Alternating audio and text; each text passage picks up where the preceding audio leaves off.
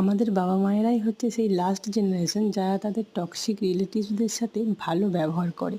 তাদের পছন্দের জিনিসটা তাদের হাসতে হাসতে দিয়ে দেয়, পছন্দের খাবারটা তাদের সুন্দর করে খাইয়ে দেয়, এবং তাদের ভালো লাগা খারাপ লাগা কোনো কিছুকেই তারা পাত্তা দেয় না। সব কিছুকে লুকিয়ে রেখে সুন্দর করে তাদের সাথে ভালো ব্যবহার করে।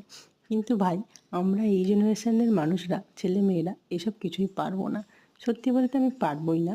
কারণটা হচ্ছে, যারা এই ব্যবহারটা খারাপ করে বা খারাপ সময়ে আমাদের সাথে খারাপ ব্যবহার করে, তাদের দেখা বা দেখলে ভালো ব্যবহার করা তো দূরের কথা, আমি যদি তাদের নামটাও শুনি, তাদের জন্য আমার কোনো ভালোবাসা জন্মায় না বা মাথাটা পুরোপুরি গরম হয়ে যায়। আমি জানি না তোমাদের এরকমটা হয় কি না, তো আমার তো হয়। তো তারা যেরকমভাবে মানিয়ে নেয়, সুন্দর ব্যবহার করে, বা তাদের সাথে করা খারাপ জিনিসগুলোকে তারা একেবারে ভুলে গিয়ে তাদের সাথে খুব সুন্দরভাবে মিলেমিশে যায়, সত্যি আমরা এই নিউ জেনারেশন সেটা পারবো না, পারবোই না। বাই দ্য ওয়ে, আমি আজকে রান্না করছিলাম হচ্ছে চিলি চিকেন। চাউমিনের সাথে চিলি চিকেনের কম্বোটা আমার খুবই ভালো লাগে।